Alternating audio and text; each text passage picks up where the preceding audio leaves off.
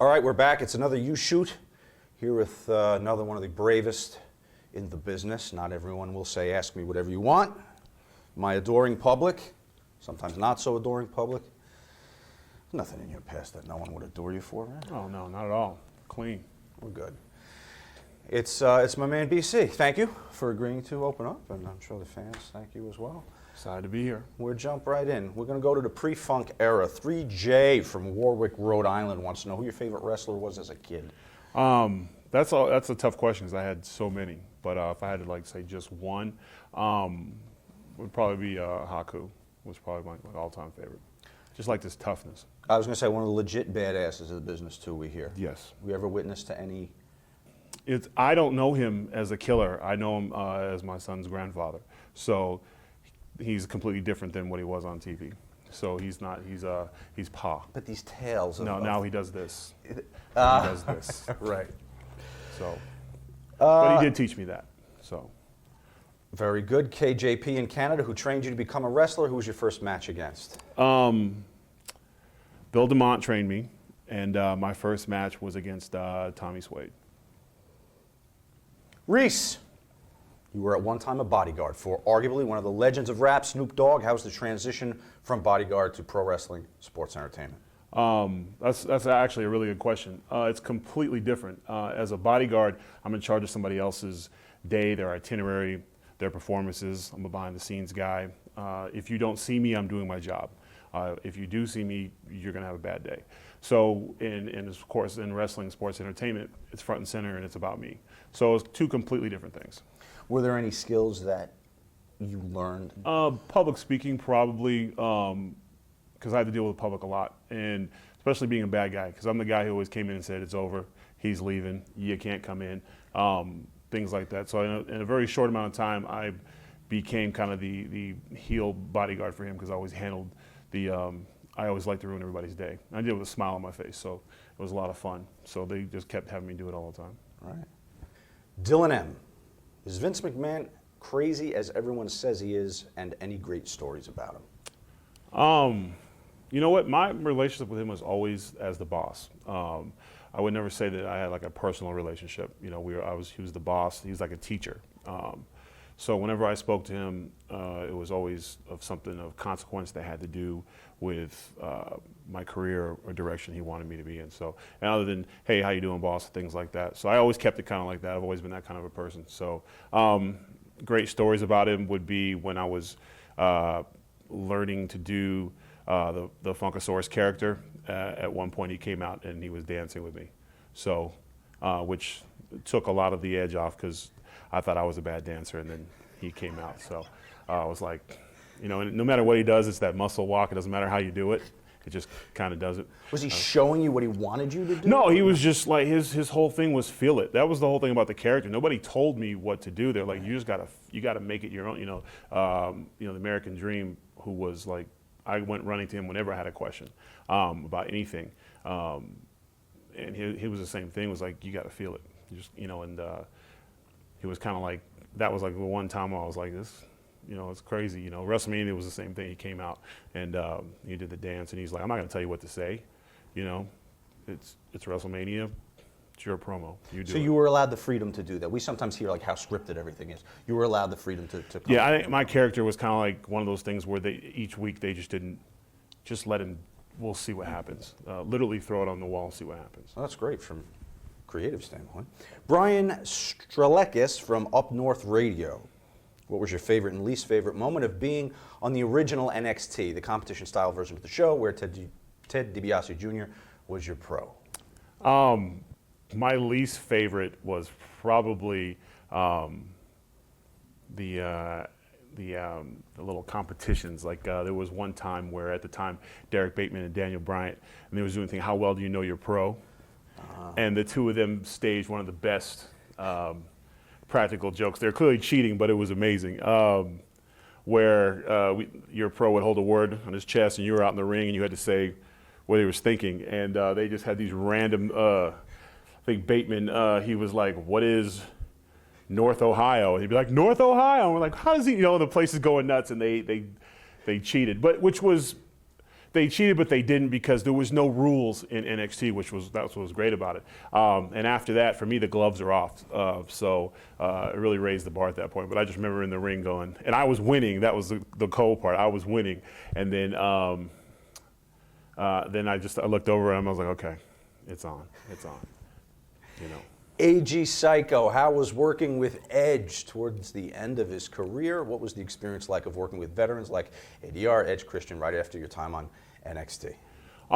It was probably like my greatest time in terms of like growth, in terms of learning and just being a part of something special. Of course, we didn't know going into Mania that it was going to be Edge's last match. So, you know, looking back on it now, you're like, wow, you know, his career was.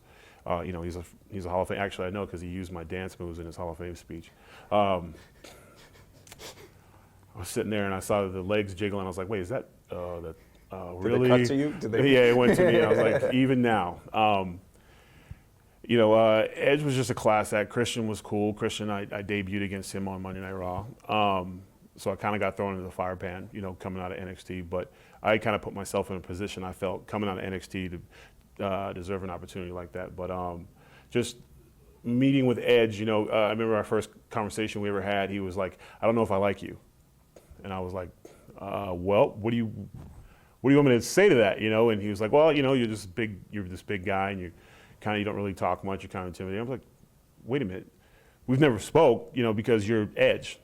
I'm not going to walk up to you and bug you." So he doesn't like you as a character? No, he just like he didn't know if he liked me as a person, you know, because I tend to be very like, especially when I'm someplace new, I tend to look around a lot. I'm not very like, hey, what's going on? I'm da-da-da. I'm just not like that. I'm like, hey, what's up? You know, you do your thing, my thing. So, for the record, he did not come in and say, hey, how you doing? Yeah. Well, that's your bodyguard. That's back to the other thing. You're that's assessing. just my personality. Once I get to know you and like it's cool, then the, you know, the other part of me comes out where I'm like cracking jokes and stuff all the time. But and I really wasn't sure what. They don't really tell you a whole bunch, you know, and I knew I was going to be with Alberto, but I wasn't sure what and what role. You know, Bodyguard, was I going to be with him in the main thing? Was I not going to be there? So I still wasn't really sure. You know, coming off of NXT and stuff, and so we had that conversation out there, and I was like, well, you kind of got me wrong because big guys, we get a bad rep in wrestling, sports entertainment. For some reason, a lot of people think everything's given to us. And historically, there has been some guys that, because of their size, they've been given maybe opportunities that maybe, you know, ring work wise or speaking wise, they probably didn't deserve, but because they were a big, imposing guy, sometimes you can't coach, you know, they say you can't coach size.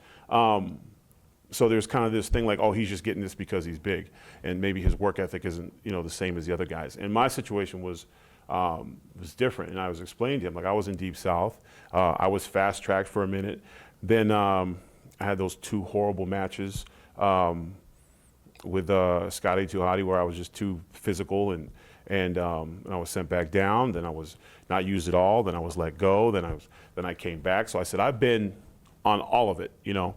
So I don't take anything for granted, you know, and my work ethic speaks for itself.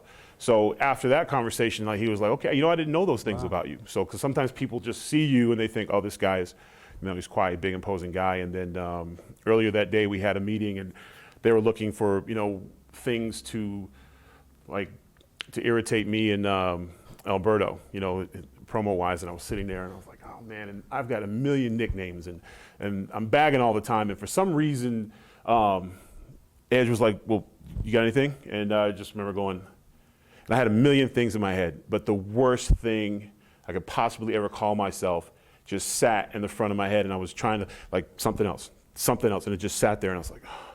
And everyone's, you know, and it was like Michael Hayes, Christian, and they were looking at me, and I was like, you could call him Ricky Martin, and you could call me King Hippo. And as soon as I said it, I was like, Bowser or something else. Why'd that come up? And he just started laughing, and he's like, yeah. And I'm like, ah. So of course, you know, there's all those pictures at the time of King Hippo with my face on it and stuff like that. And but after that, you know, relationship was really cool, and you know, enjoyed working with those guys. And you know, of course, we went on, you know, to WrestleMania, and you know, it was like a historic match. So I'm glad I was a part of that. Excellent. All right, Lee Sanders of the RCWR show has sent us this video. Sean, Funky Dinosaur, what's up, man? It's your old pal over here, Lee Sanders of We've the never met. RCWR show. Funky Dinosaur, I got a very good question for you, man. It kind of follows up on the chat that I was able to have with you a little while back. Could you go a little bit more in depth for us about what exactly was your version of the Hall of Pain gimmick? Because you kind of alluded to that your version was totally different than Mark Henry's version. I want to know, man, just what exactly was your true version of it? What exactly were you going to do? Give the details, man, please, because I'm dying to know. I'm sure that the folks He doesn't know how to end a listening question. and watching this definitely want to know what's up. That's the worst So feeling it's the when you can't end a 411, question. man. Peace out. You just When you have keep to listen talking. to it, it's the worst Yes. And In short, well, and this bothers me sometimes. What I said was, you get one idea on a piece of paper, and it's written out. You and I look at this character, and we're not going to play it the same.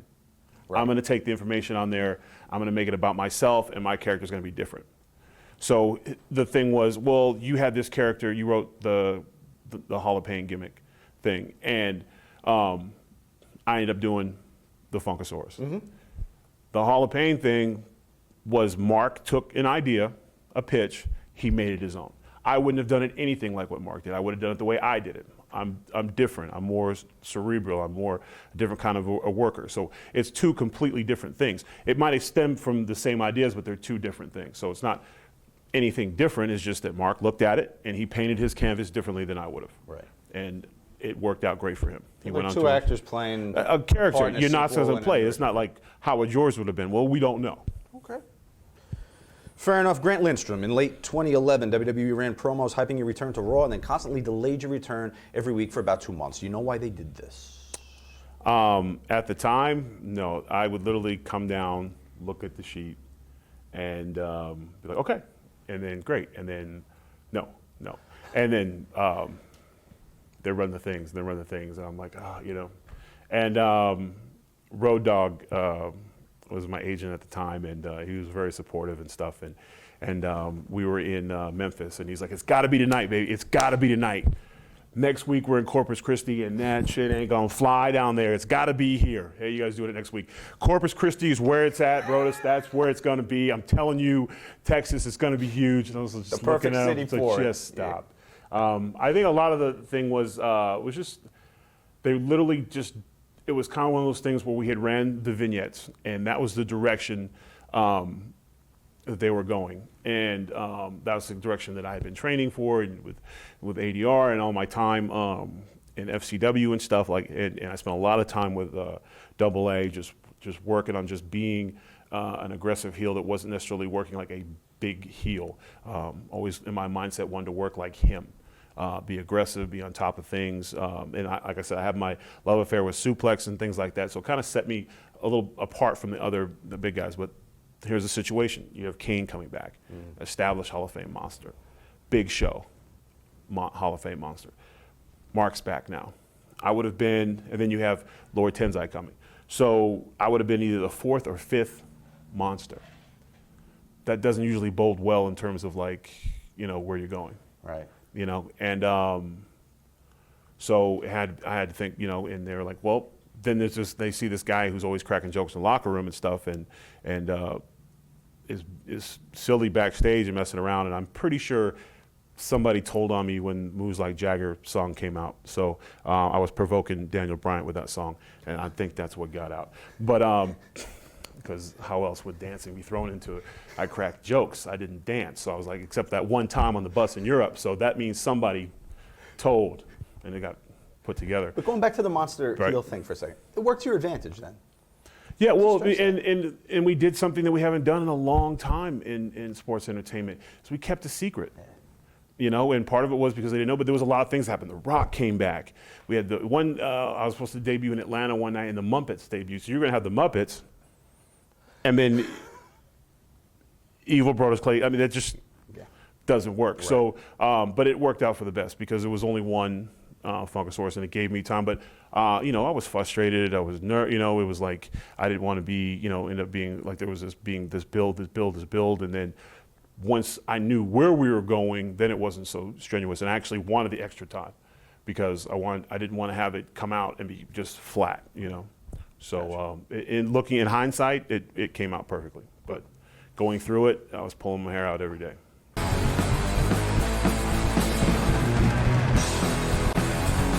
The Dirt. Here we go, The Dirt. Ryuta Sensei from Puerto Rico. Did you have any fights in the dressing room area, or did you witness any? I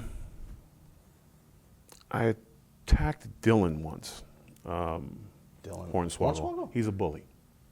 Oh, he is a bully. Yeah, he throws his weight around. He is a bully. He is a verbal assassin. He picks, he judges.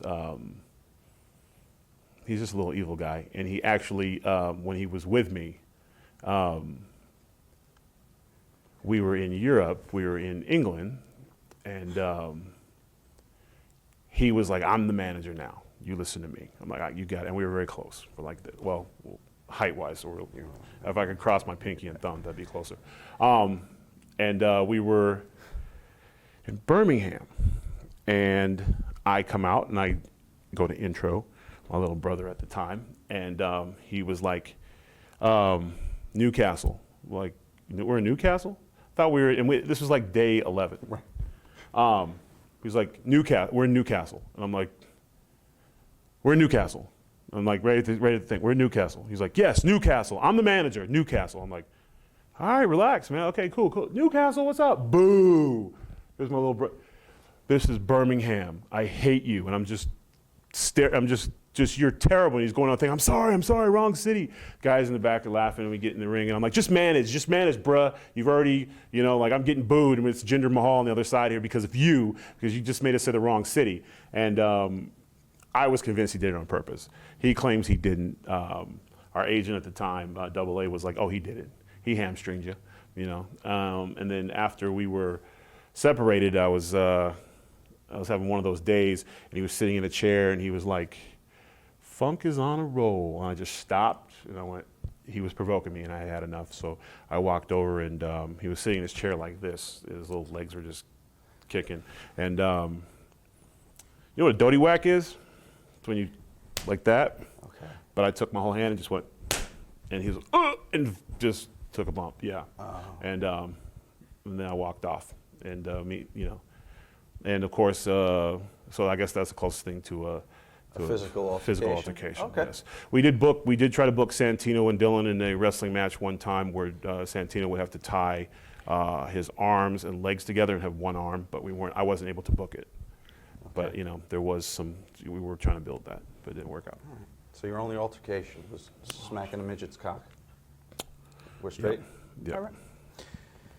Muhammad Iqbal Khan. What did Zack Ryder do to get buried so bad? I know about my character. Zack is a great guy, and he's tremendous, and I think he was on the forefront of social media and sports entertainment, and his show was great. I never got to be on it, but, and of course I came up with him through Deep South and things like that, and I think the term buried is so overused, and it's usually by people who they're not in the business, they don't work, they're not at a job. You're at the highest level. That's like, you're in the NFL and somebody else is catching more balls, so the quarterback doesn't like you. It's just the nature of the business. It's just how it happened. He's still there. It could change any week, and Ryder has done great things in his career that probably a lot of people didn't think he would have. So I don't think getting buried so bad. He works for the World Wrestling Entertainment, so right. that's pretty good. Buried bad is it being sent off to parts unknown, never be heard again. That's buried bad. Gotcha. Salvatore M., you were in Deep South Wrestling's developmental territory. Was Bill DeMott as bad of a trainer as Kevin Matthews and Kenny Omega said he was, or was he misunderstood? Was he injuring guys left and right with the drills he made them run? Were you aware of the gun that was allegedly in Jody Hamilton's office? Gun in Jody Hamilton's office. I think the gun was his mean comments when you messed up and you threw a drop kick and landed on the left side. That was Mr. Hamilton's big pet peeve. Bill trained me, and I didn't know anything else. I played football, I played basketball, and my offensive line coaches and my head coaches were stern, and you earned respect, and you were pushed hard. So that's all I knew, and his training was just that. But it was one of those things where it sucked at first, but all things that you're working hard for should, in terms of training and stuff like that. But then over time, it's like it changes. Then it becomes fun. Then it's a brotherhood. And I think Omega, I wasn't there very long. I had just got there, and I think maybe he was there like maybe 3 weeks before he had left. Matthews was injured when I was there. Everyone's experience is different, but I can say like I enjoyed my time at Deep South. Like I learned a lot there. And there's a group of guys, Zack Ryder, Hawkins, Kofi Kingston, Jack Swagger, myself, the Miz, MVP. I mean, there's a list of guys that comes out of Deep South that are still relevant today and have done pretty good things in this business, and it all stems starting from, Coach DeMont. I just think it's funny that people tend to, if something doesn't work out, it's always somebody else's fault. But right. I can't speak for them. Butch, in Bill DeMott's book, The Last Laugh, he calls you, quote, one of the biggest assholes I ever met. Yep. He fell into the trap of being a stooge and refused to be part of the team. DeMott goes on to say, George was no talent phony who never amounted to anything. How do you respond? When he came back to FCW, him and Coach and I were very close, and he was close with all the guys. And when he was let go, a lot of things were said and things like that. And I was very new in the business in terms of like people say things that maybe not necessarily true or whatever, and I just assumed if whatever was said was said. So we stopped talking, and so our relationship kind of was like soured at that point. And so I didn't know anything about the book. And then when he came back, families have fights. And things like misunderstanding. And so, I didn't have very nice things to say about him after he left because, I kind of was mad at him that he got let go, and so there was some change we had to go through and all that kind of stuff. So when the book came out, I remember Zack Ryder, who was like, bro, you see the book? And I was like, no. And he's like, you haven't seen the book? I was like, no. Did I make the book? He's like, yeah, you made the book. And I was like, no, I haven't seen the book, And he was doing Tough Enough. And he came back and he's like, hey, yeah, can I talk to you? I was like, yeah, coach, what's going on? And he was like, I had a book come out. I was like, oh, cool, great. Can I check it out? He's like, I was mad at you, and so, I said some things. And I was like, what kind of things? And he was like, and I was like, hey, it's cool, man. I'm not tripping, coach, whatever. And I walked in, and then like the next day, the book was on the ring. And I was like, is this the book? And then he was like, give me the book. I'm like, no, is this the book? So I opened the book up, and I was like, look for my name, and I was like, I have 2 pages. And I had 2 sentences, and he's leaving out the best one that said the only thing good about me was my name, G. Rilla. So, and I was like, no talent at all? And he was like, give me the book. What was he mad at? It was just, it was kind of like us against them, kind of like we trained really hard. And we're a really close group. And when, I got frustrated with, stuff, and you have people in your ear saying things like, you're not being trained right, so I would question things, and then you got let go, and I didn't know how to understand. It was just one of those things where I should have handled things more, like I should have talked to him more when I was upset with him instead of just not talking to him, because there's somebody that like you're close with, and like we had dinners, we had family dinners at the house because a lot of us come from all over the United States, and families don't go with you when you go train and stuff. So, and he opened up his home and stuff to us. He was a coach in every sense of the word, no different than basketball or football coach. And when he got let go, I just stopped talking to him. And looking back on that, that wasn't right. But and I could see how he would take that hard. So. But now, we have a great relationship, and, I'll always, but I'm glad those things are on there because the no talent one really, I was like, no talent at all. And Zach, I don't know if you guys have watched Ryder, he has this look like this nervous look when he cracks a joke or when something's uncomfortable. He just looks around, and he's just like, "What are you gonna do? What are you gonna do?" You know, I said, "I'm gonna go read the book." You know, he's like, "Oh, you know," and like, "It's my book. Give me the book." You know, and so you know, I'm pretty sure he planted it there on purpose. But Well, you clearly handled it well. I mean, just one of those things, man. Like I've said stuff too. You know, we all say stuff. So All right, Flair fan 68 via Twitter. Is John Cena difficult to deal with backstage? no, not at all. I always appreciate the fact that he was direct and straight up. I didn't get a chance to work with John a lot, but you know, he would look on my matches and stuff, and I did work one time with you know, Alberto against him. Night Miz came out dressed as The Rock and messed with the crowd and everything. But no, he's always been a, you know, consummate professional. So. Good. Steve Grbavic from Hamilton, Ontario, Canada. Who's the hardest person in the locker room to get along with? I'm trying to think. You know what, man? I kind of didn't really have a problem. Like our locker room, like I've heard stories about other locker rooms, but honestly, man, our locker room was never like that. It was pretty positive, and you don't really not get along with people. You just, you know, there's just some people that you just never got as close with as you know, normally some other guys. And I was so involved with. I fought more with argue with my friends. You know.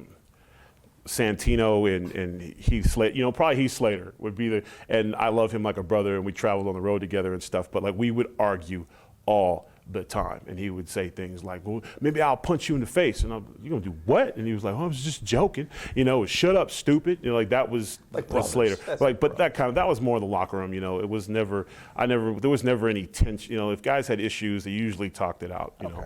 So, very clean locker room. Salvatore M., how dejected is Dolph Ziggler behind the scenes when he constantly gets buried? Do you ever catch him just hunched over with a failed look on his face? Does the man go into a room and just start wailing and crying? Does he just feel defeated at this point, or is he still holding out hope?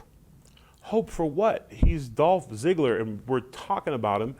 He is one of the greatest performers in the business today. And, you know, what are you rating off? His win-loss record?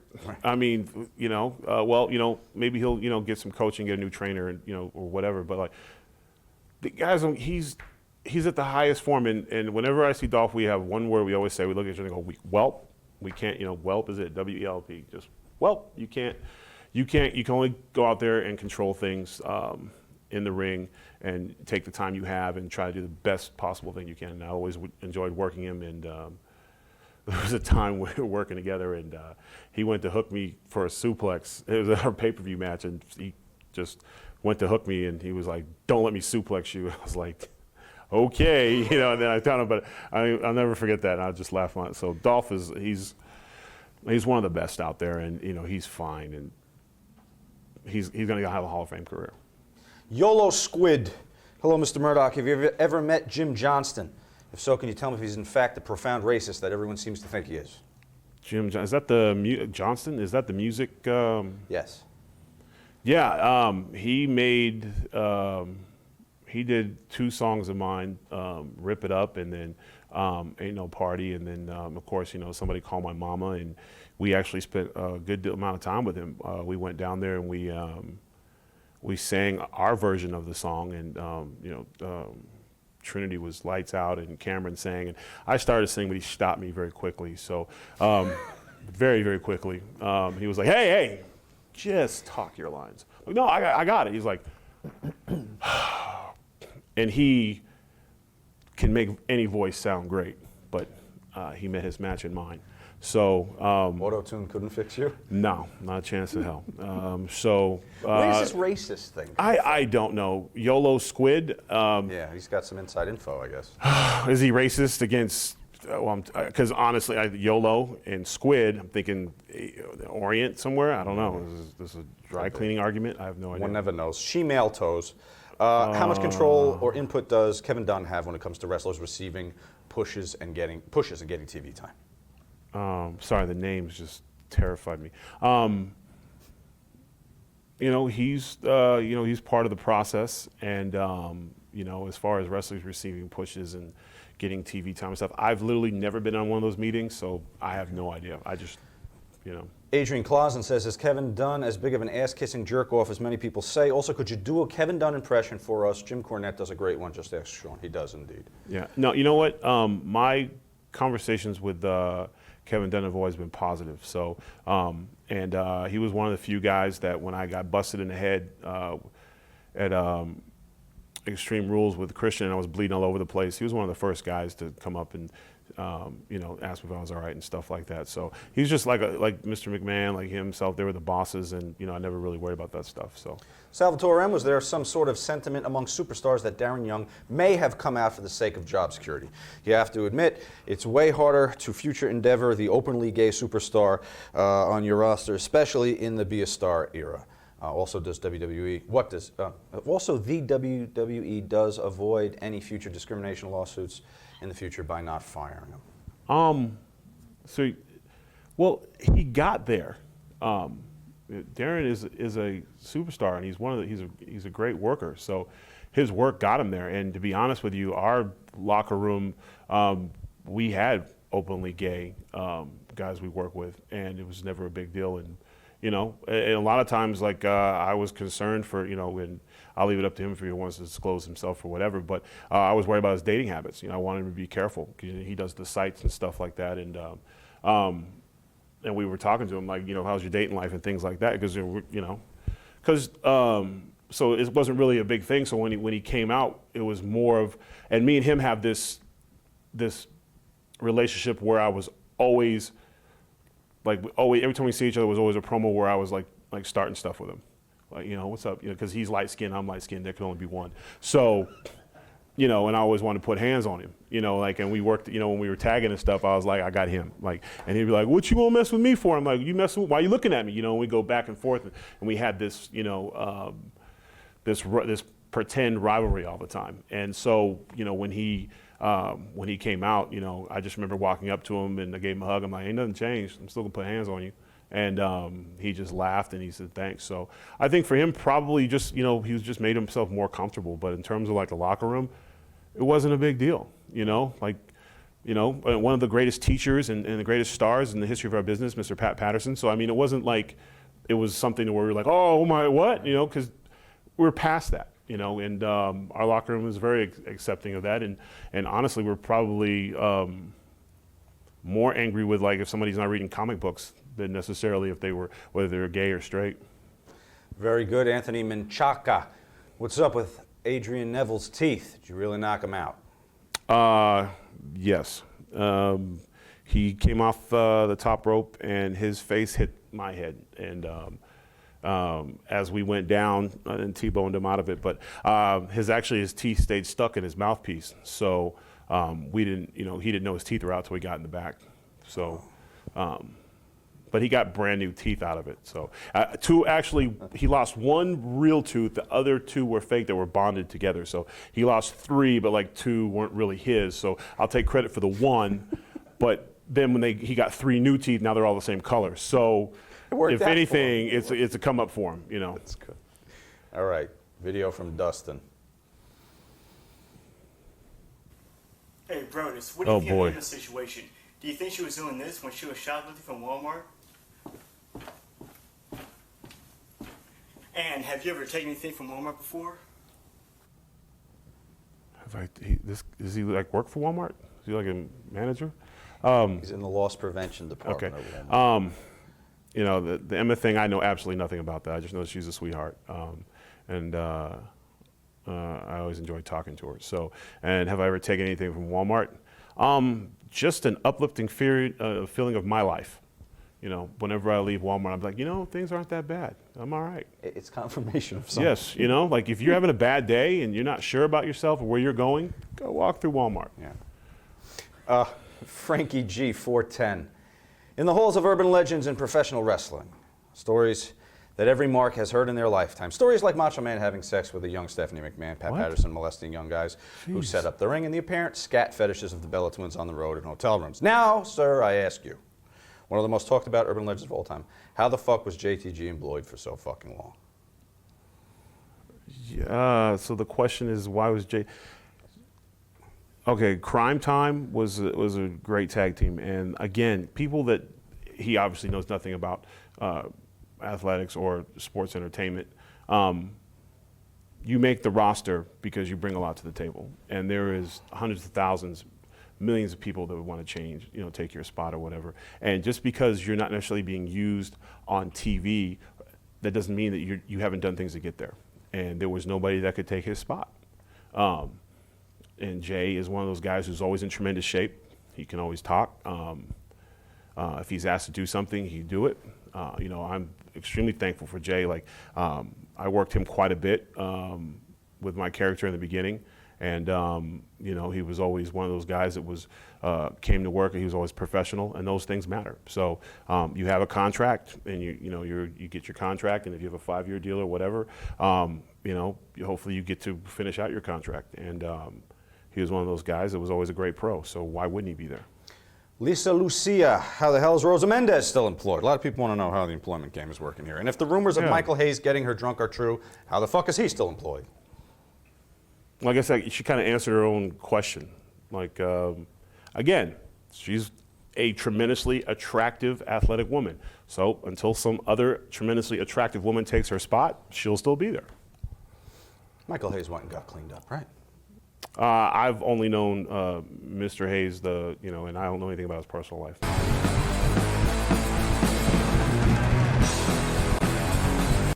Mr. and Mrs. Brooks.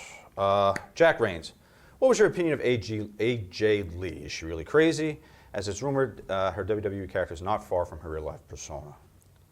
I came up in FCW with AJ, and she has worked hard for everything in her life, and she had a tough road to get to the WWE, and she got her opportunity, and I think she made the best of it. And everyone's character is yourself turned up 10 or 20 times or whatever, but as far as her being legit crazy, not to my knowledge, but she was a lot of fun to work with, and she was always good for she's in the comic books and stuff like that. She's very tomboyish and stuff. So she was one of those girls who would get guy jokes. So she was cool. Jack Reigns, is it true that this crew drawing of AJ, CM Punk, and Lita was the subject of much laughter when it circulated backstage earlier this year, as reported by Dave Meltzer? This is the first time I've ever seen it. So. Whose artistry would that be? Do you recognize the signature? No idea. And it looks like they dropped it in the water. Or maybe watercolor. Maybe they work in watercolors. All right. AG Psycho. What was it like when CM Punk called you out on Raw? Any real-life resentment to his comments? Yeah. Sir, I neither shuck nor jive. Actually, Dolph had a good laugh about that, and that was from an old Saturday Night Live bit we did. The champion of the company and the top draw calls you out to have a match with him. Yeah, I'm pissed. Imagine if he would have called me out again, and again, and give me a title shot on Raw. Why would he do that to me? David Davis, were you there when CM Punk walked out on Raw? If so, what's your opinion of the situation? Do you think CM Punk was justified in his walking out? That's between CM Punk and them. My relationship with him has been good and solid, and he's always somebody I could talk to, and I consider him a friend. And he made his choices, and I think both sides are going to be fine. The machine's going to keep on going, and Punk can do whatever he wants. He can watch Blackhawk games the rest of his days and go to Cubs stuff, and he's not tripping. So it wasn't a mistake on his part. I mean, I think it was a mistake for the fans, but these things happen, and never say never, and the stories and all that stuff. I always been on the dirt stuff. I always been a guy who minds his own damn business. If it ain't about me, I really don't care. And my personal life I got enough issues. So worried about what somebody else does to make their paycheck really doesn't appeal to me. So if I got a problem with somebody, I tease them about the stuff that I'm dealing with, not necessarily his stuff. CM Punk leaving the show. If it hurts ratings and hurts our ability to make money, then, I'm going to be like, oh, man, what happened? But, at the time, I was kind of winding down with the company myself, so I was real focused on my own issues, let alone that, Punk, and, he did what he had to do, and I think, he'll be fine. And I'm sure I wouldn't be surprised in a few years we wouldn't see him, resurface.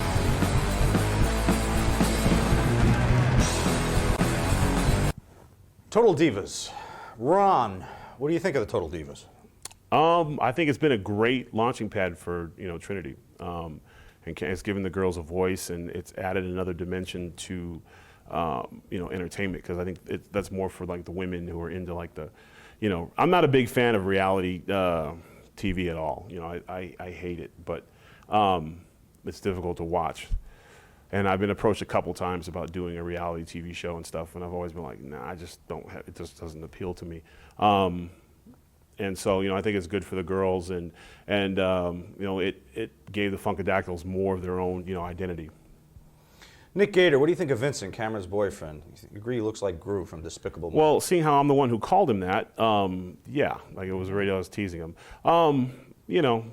He's, I don't even know if they're still together or not. I really don't. I wouldn't know. But yeah, I think I've had 3 conversations with him, so he's always seemed, he was never really bothered me. So there's probably no truth to Sergey from Russia, who says, was there an incident backstage at WrestleMania where he wanted to fight you? No.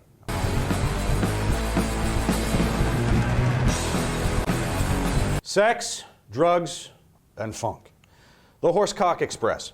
What's the rat situation like in WWE these days? You hear all the old timers talk about how the rats don't buy the boys' shit anymore. The rats don't buy the boys' stuff anymore. Well, back in the 70s, 80s, you could stay at your house. All right. Well, here, I think the Attitude Era killed the so-called rats, because we don't have rats now. We have guys with iPads wanting to take our pictures and have us sign their toys. That's our rats.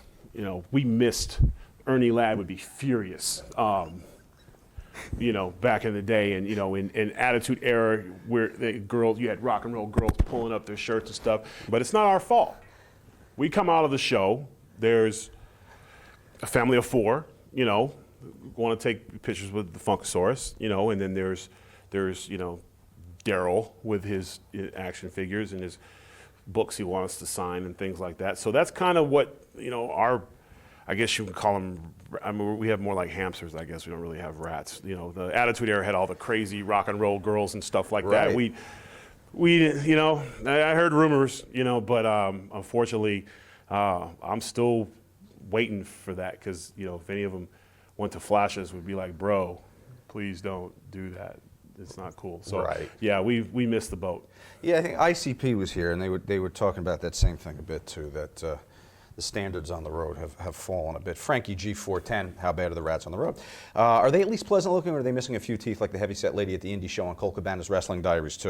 If you haven't seen it, spoiler, Colt asks her out. Ugh.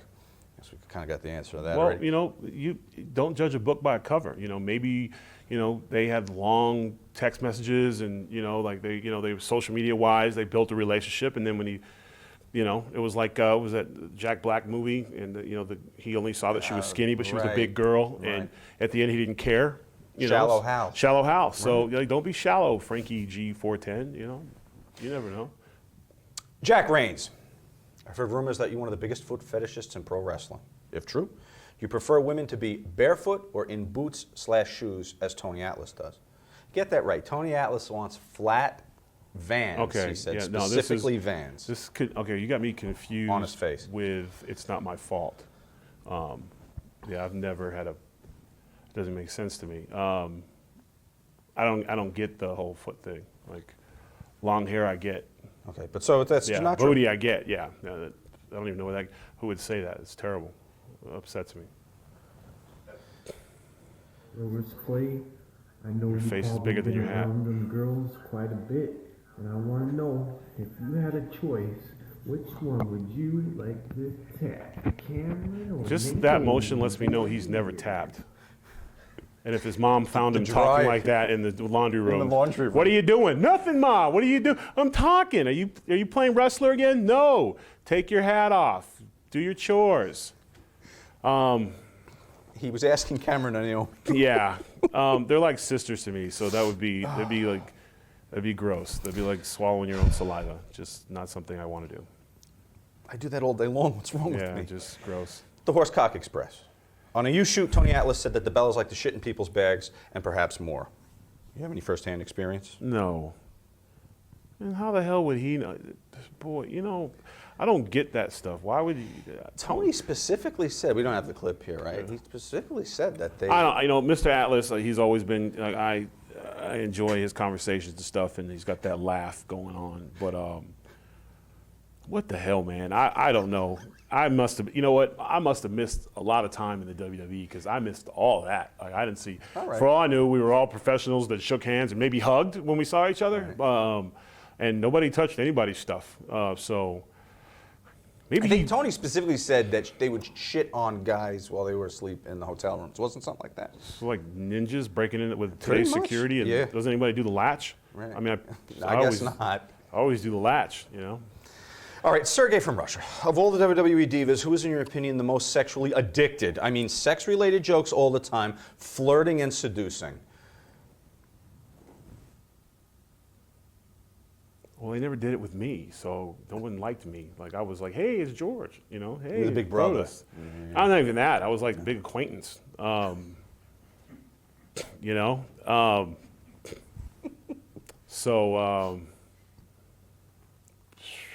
You know what? Wendy Richter came on the show once and asked me how I was doing. So I got that going for me. So I'll say that. I'll say Wendy Richter. The Horsecock Express. Who has the biggest hose in the WWE these days? My money's on R-Truth. We ask the important questions here, Brodus. Is one of you guys Horsecock Express? Please stand up because he's getting all the questions. And I would have no idea. I live in a one dick fantasy, so I just focus on myself. Very good. Speaking of dicks, Jeff the Drunk. Oh boy. From the Howard Stern Show. How big is Batista's dick? I don't fucking know. Nor should you. Good luck. Good luck. With what? You're sitting in your kitchen in a sling still. Yeah, check Wikipedia, bro. I have no idea. That gets asked by somebody on every show. No answer still? I said check Wikipedia, or ask him next time you see him at lunch. Jack Reigns, in your opinion, which diva has the best ass in the WWE? All right, there it is. We need a top 5, a fair representation, I think, a cross-section, and well-selected shots, I must say, on our production staff to be able to make a judgment. If you can give a top 5, perhaps in no particular order. My top 5? Naomi. Top 5. Paige doesn't rate anywhere. She's a child. She's a child. I mean, you gotta be 23 for me to even look at you. So I gotcha. Just court stuff. Adrian Clausen, Stone Cold, Terry Funk, Ric Flair, Randy Orton are some of the many wrestlers that I have been told that love to chew tobacco. Is this a bigger tradition in wrestling as wearing a fanny pack? Guys that chew. I'm a teaser guy. As we say, teaser. Guilty party here. Like back in the day when guys didn't have the information. It's just like baseball. Everybody had the red, and all that kind of stuff. But not really. I mean, it's just anything else. You always end up, passing the time. It's like sunflower seeds, something like that. But I would say probably not as much now as back then, just because guys there's other things. And there's all the mouth cancer scares and all that kind of stuff, and a lot of guys that didn't have all the information. So the fanny pack's pretty much is pretty much done too. So because we have computers now, they don't fit in fanny packs. So if they made a fanny pack that held a computer, which would be awkward. Imagine that. Kevin Nash said he needed it because, what was the quote? How the hell do you carry 150 Somas and 200 Vicodin? Yeah, again, we carry iPads and Apples and stuff. So again, I get it for that, but it's very difficult. I believe if this is the new fanny pack, the one strap, because I have, and I don't have Somas, but I have my Beats, and I have my iPad. See, that's the new fanny pack. Sorry, and there's some multivitamins in there. Nightingale, I would like to know if cocaine is regularly used in the locker room like it was in the 80s. And does WWE test the talent on illegal drugs like cocaine, marijuana, etc.? The WWE has the toughest wellness policy in all organized sports and entertainment. So the answer is no, and yes, they test for that. Let's see here. Jack Reigns, you were the bodyguard for Snoop Dogg, one of the biggest potheads on the planet. Who's the biggest pothead in WWE? Snoop Dogg. He's on the alumni list. All right, it's What's in the Bag. Here we are in the locker room. Here, BC, I have a random wrestler's gym bag. I will pull out an item, and like the old psychology test where you have to say the first name and the business that comes to mind when you see the said item. All right? Ready? Go. Wellness policy. I have no idea. No one's name? Jack Swagger? We usually get a free bird on that. Yeah. Let's see, what do we got?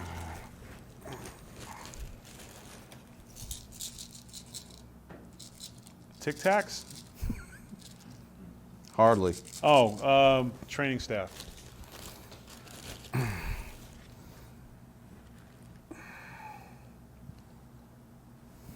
Yoshitatsu.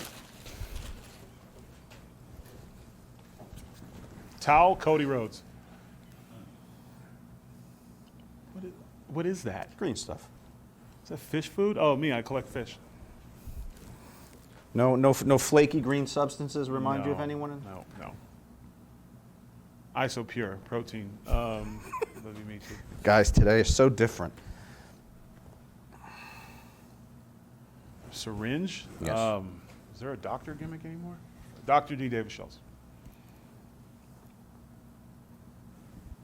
Crack? Testing. Oh, really? Crack? Oh. Yeah, Yoshitatsu. Yoshitatsu. Jimmy Pliers from Glasgow, Scotland. At a time when folks seem a bit wooden, have you gotten any good wrestler letting your hair down, no pun intended, party stories? I get the feeling superstars would prefer a night in with the Xbox rather than vodka shots in the eye and late night strippers. Prove me wrong, big man. Well, I'd have to break a few codes, but I'm going to say, yeah, we definitely do the Xbox. Yeah, we don't go out at all. Not at all. We play video games and work on Comic books, literature and comic books, and we're all actually going to the University of Phoenix online and working on our masters. So I'm going to be a veterinarian. So just 700 more hours of classes to go, and I'll be in the graduating class in February. It's really exciting. Who dat? Who dat, motherfuckers? Hey, Brodus, when you were down here in New Orleans for WrestleMania 30, do you have any interesting Bourbon Street stories to tell? Bourbon Street. Did you hit Bourbon Street? No, seeing how Louisiana is like a second home, so it's really, I went fishing the whole time I was there. So I was in Mandeville and Covington going fishing, and relaxing. So I wasn't really thinking too much about the touristy part. Like, I've been in Bourbon Street. Snoop's family's from New Orleans, so Right. spent a lot of time. I have family out there, so like I spent a lot of Locals time. don't go drinking on Bourbon Street. No, we don't. Yeah, we just wait for the YouTube videos of the guys staggering around and stuff, and you get a pretty good pic from that. Especially when, like, in New Orleans, you can literally go and get a margarita at a drive-through and go chill. So you really don't have to go down there and do the who dat stuff. Game changer. A story came out that while in Europe, you got a bit inebriated and destroyed a hotel, doing thousands of dollars worth of damage. And then also claiming that you may have been roofied and were spitting up a black tar type of substance because of it, citing a family history of liquor abuse. What is the story behind this? Game changer. There might have been an incident in Germany. You wrecked the hotel room? It might have been a bar. The thing is, it's not really what happened. It's the world's worst speech I gave that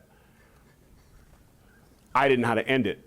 So, and if you've ever been in a situation where you've screwed up and clearly game changer is probably Maybe a friend That's of yours? sweet tea, son of a bitch. Gotta be. Long story short, and to this day, prove it. There was a group meeting brought together, and allegedly there had been a bar turned upside down and maybe some artwork in the lobby and a menu and an elevator and maybe a bed flipped. There was some things. So I honestly didn't remember. So I said I may or may not have quite possibly done those things, but I really you were don't roofied, know. maybe.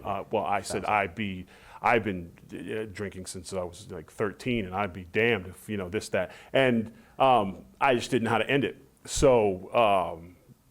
And I just kept going because I was Who are you still- talking to at the time? To the group, and with Cena going, and this led to.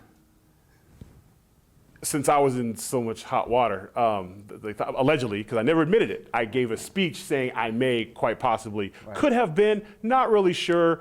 There's no evidence, so we don't know. And one of the things they said that there was blood on the wall, and what didn't help is I went, well, nothing on me, no gloves don't fit. So I didn't, whatever. But the good thing is that my horrible speech, which lives in infamy, is the greatest worst speech of all time. And if you ever say anything to Kofi like that, he'll just start dying laughing because he's like, I didn't know how to end it. I wanted to end it so bad, but I just kind of just tailored off. And so with that, I just, and then Rosa and Naomi and a few other people picked that moment to apologize for their own trend discussion, like, I was 5 minutes late this morning, I'm sorry. And everyone started coming forward. So it ended up being a healing thing. A nice communal moment. Yeah, but again, I don't know. Quite possibly could have happened. And so I don't know. In this long speech that you couldn't end, Black right now. Tar starts a little bit. Yeah, it was all kinds of, like the devil history could have been, it was just a lot of things. We just don't know. Germany is a crazy place, so we just don't know what happened. Right. I just, whatever Jägermeister's involved, which would explain the Black Tar looking back. Had it have happened, I don't know. I wasn't there. Listen, what happens in Stuttgart stays in Stuttgart. Paul Johnson. Do you actually even like funk music anyway? If so, what? Parliament, Curtis Mayfield, Sly and the Family Stone? Curtis Mayfield, actually met him, know him. He's a big influence on Snoop Dogg's life. Bootsy Collins actually was willing to do my intro for the WWE. He actually contacted me when brought the character out because the term funk had kind of got lost in the shuffle, and I was very honored that he hit me up like that. Unfortunately, we weren't able to come to an agreement to get it done. But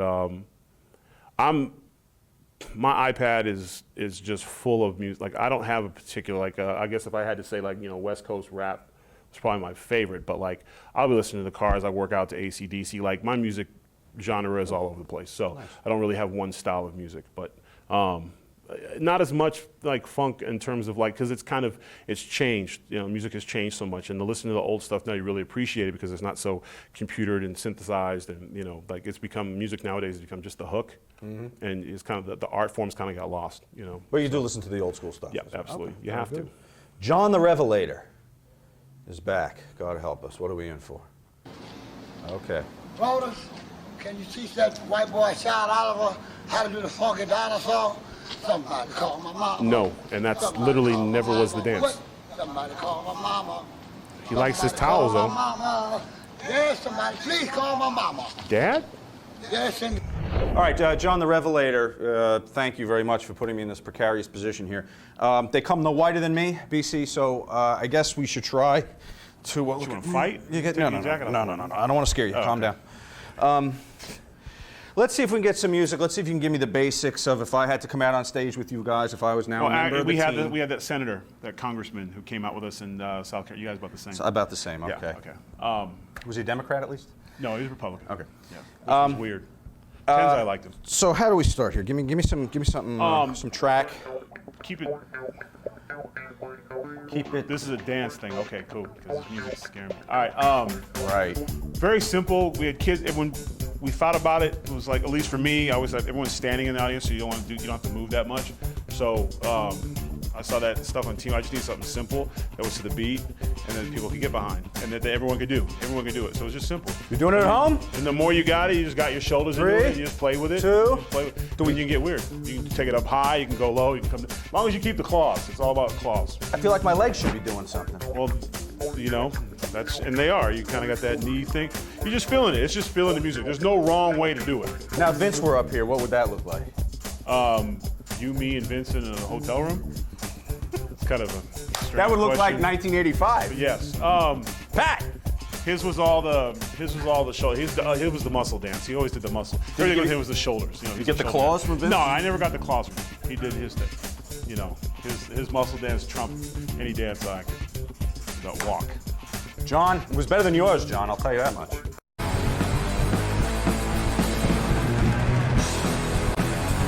Snoop. Adrian Clausen, how'd you hook up with Snoop?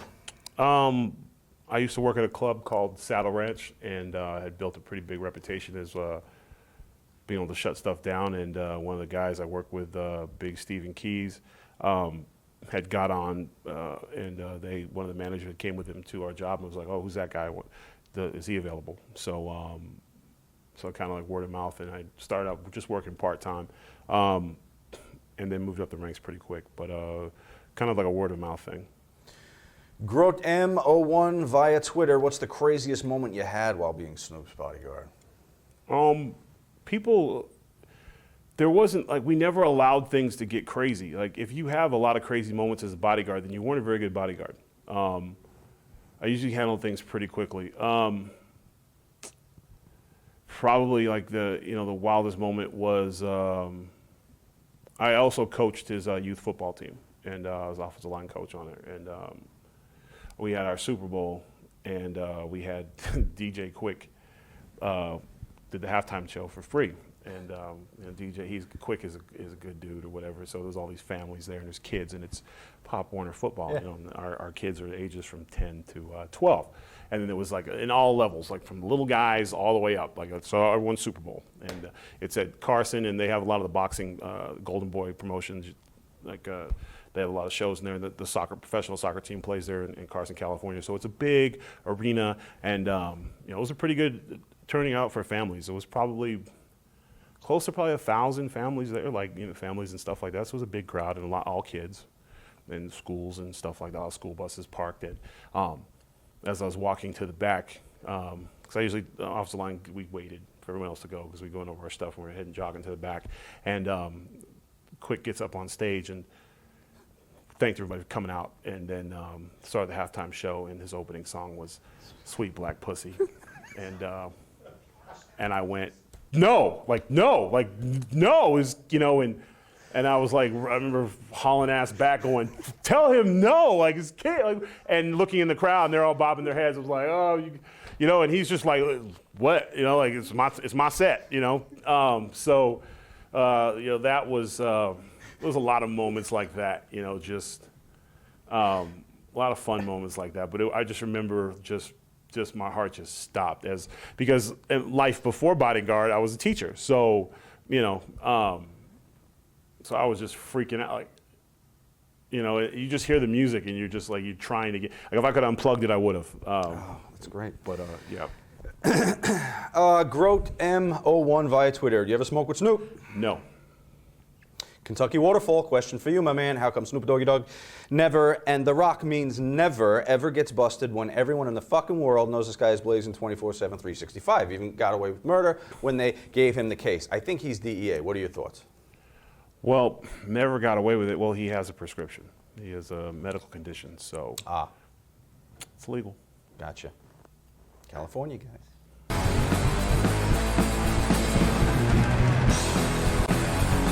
Behind the scenes, Salvatore M. You were in the rap world before wrestling, and rappers do speak Carney.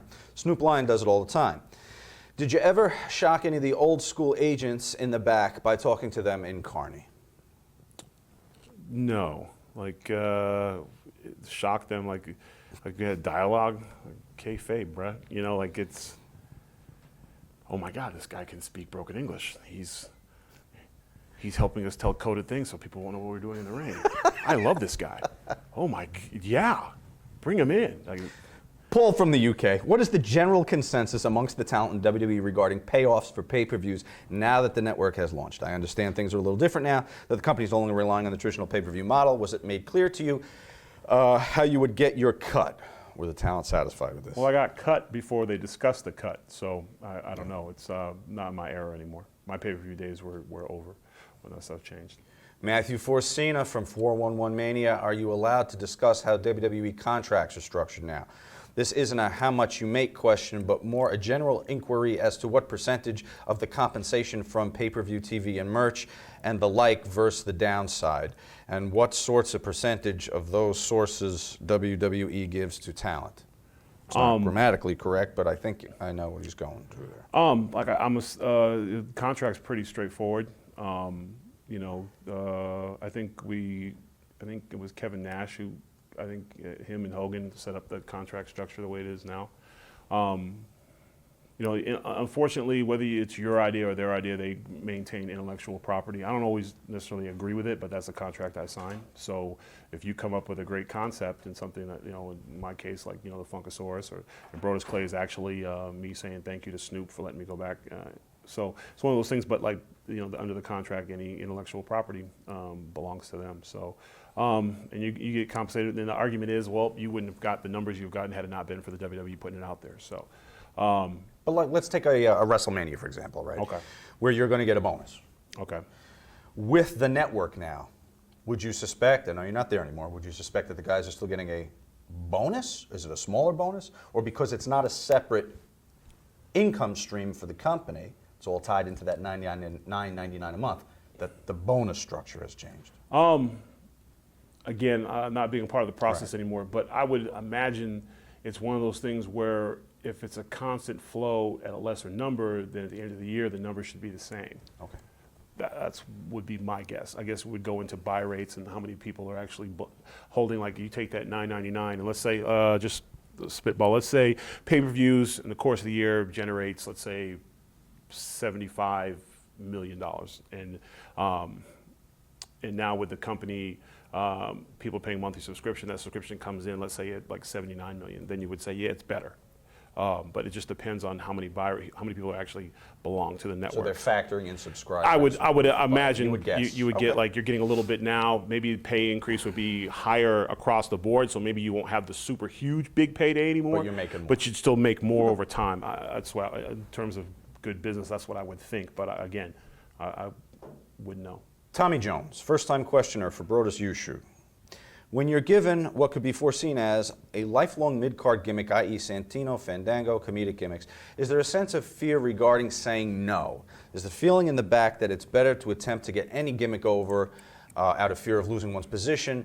And have you personally seen anyone get buried or worse for standing up to a lackluster character? Okay, so it goes back to the discussion you had with Dusty, where he said, try it. Well, again, it's entertainment. And that's, you're given an opportunity to entertain, and what becomes of it, you're supposed to be an actor, you're supposed to be an athlete. Like, that's what it is to be a sports entertainer.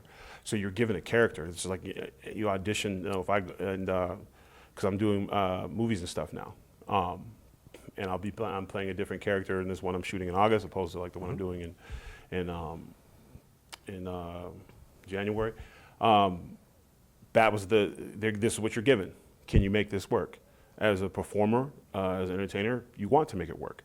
The stigma things like, hey, we're going to put you on TV, give you an opportunity to perform. I think a lot of these guys get things confused with tough and badass and things like that.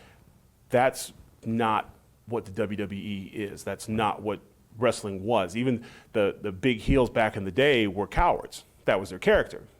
They cheated to win. They did things to make you hate them.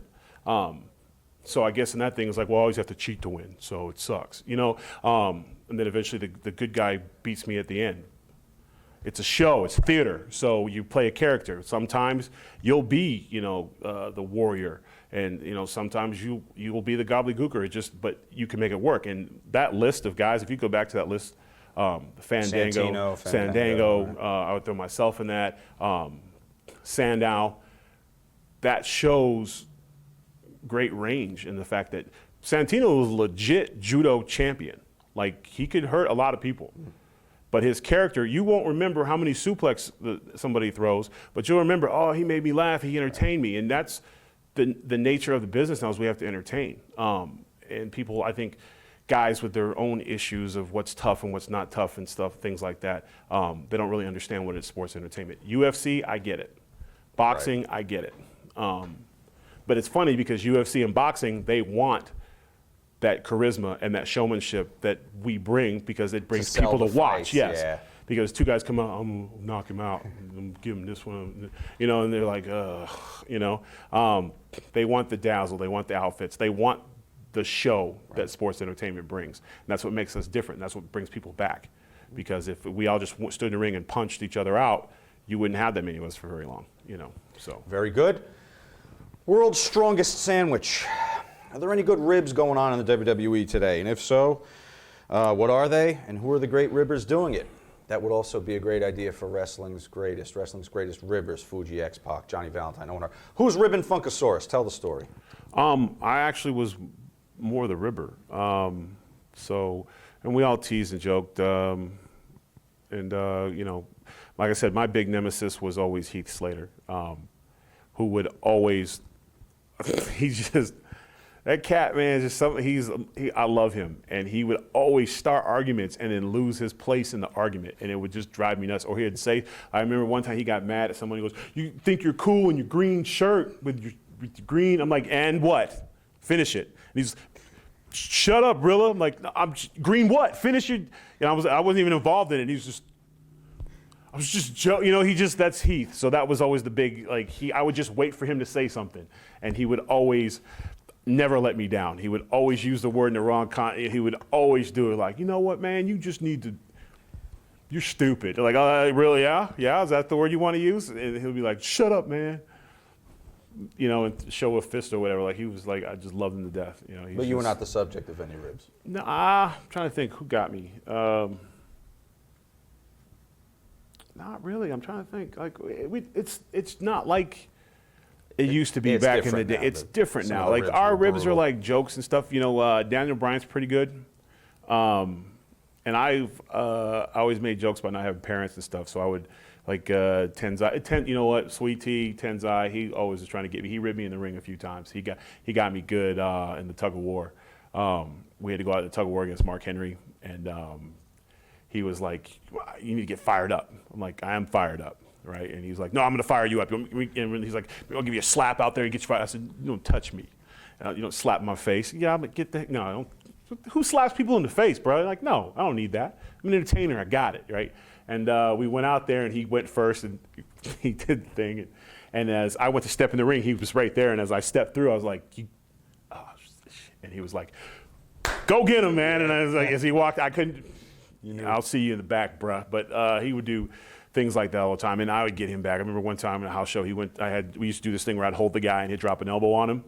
And I'd time it and drop. Well, he comes, drop the elbow, and I turn and drop. So he actually missed him. And then Jinder's like, I got away, you know. And then, you know, he would yell at me and stuff. Or we'd go to tag, and I'd get in the way, you know. And he's like, would you let me get in, please? So we would do things like that to each other. But you got to watch him, man. He was very, very clever, very tricky.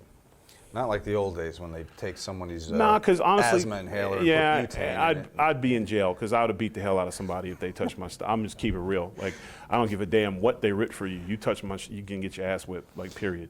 Kayfabe commentaries marked for life. A few years ago on Raw, Ty Murray and Jewel were the special guest hosts. You got Ty Murray talking about nothing, busting a fat Chewbacca, sporting tight-ass ball-hugging jeans. Jewel's on crutches fucking yodeling, and Big Show was riding the mechanical bull in front of the Divas. This kind of writing for wrestling is the absolute goddamn drizzling shits, dude. Do any of the wrestlers in WWE feel like this? Or if so, why doesn't anyone ever say, yo, Vince, who's booking this shit? You remember it, and you're talking about it. So I'm sure somebody was entertained at Big Show riding a bull. I just remember laughing while watching it. But again, the WWE runs all year. There's no off season. There's no cliffhangers. They run 365 days a year. Monday Night Raw's on every week. So there might be one or two you don't like. Well, then don't, you know, hey, sorry. But maybe there was a cow rancher in Texas that was bring tears to his eyes to see, you know, Big Show on a bull or whatever. So it's a long show. There's going to be episodes you don't like. Salvatore, superstars get caught more and more calling their spots on TV these days. I always wondered what happens to a superstar when he comes to the backstage area after a match, when he was obviously caught on camera calling a spot on air. Does he get ribbed by the boys, get a pat on the back from Dean Malenko, followed by "It happens to the best of us, kid," and probably a bad joke as per Danny Doring's YouShoot? Or does it not get put over? I think if you have a good relationship with your agent and you have a good relationship with the boys, anything, spots, missed moves, bad timing, things like that, you want that criticism, that constructive criticism or whatever, and you don't want to make mistakes, and you don't want to do things like that. So, and our group was always very good about, like, I know for me, like T.J. Wilson, like, I'd always ask him to watch my stuff. Because a lot of people will tell you, yeah, I saw it. What happened? Good job. Well, what was good? Oh, I don't know. Everything, you're the Funkasaurus. Like, you didn't watch it, did you? Well, Sandow's good at that. And I love him. And he's real good at, like, did you see it? Oh, yeah. Really? You see my new move tonight? Yeah, I was wondering I didn't do a new move tonight. You're a dick. Leave me alone. Like, no, Brodus, I would never do that. Like, you did, leave me alone. But certain guys, like TJ Wilson and, if Daniel Bryan's available or some of the other guys or, Cesaro or Dolph or whatever, but your peers, your friends like, Santino, and Heath, guys I worked with all the time and traveled with, friends of the business, you ask them, they'll tell you stuff. And agents, if you have a good relationship, and Mr. Lincoln would tell you exactly what it was. And sometimes he might soften you up with a joke before he hits you with the hard reality, but that's the only way you're going to get better. And, right. And everyone makes mistakes, and you don't want to. You want to protect the art.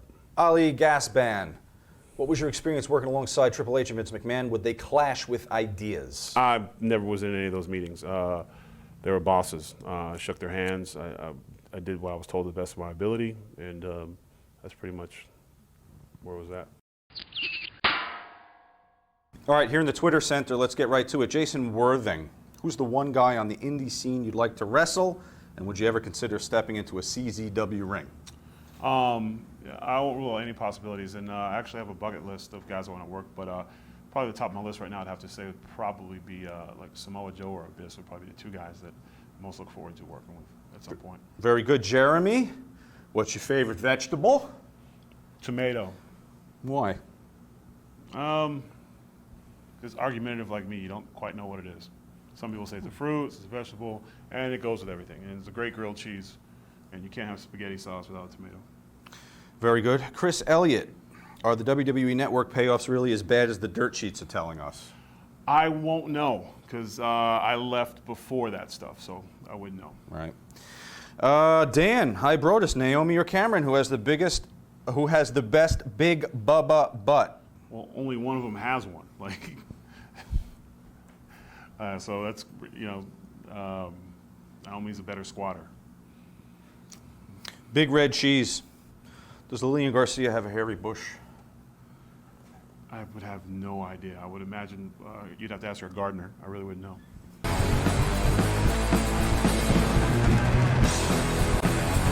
Beyond the mat. The chat.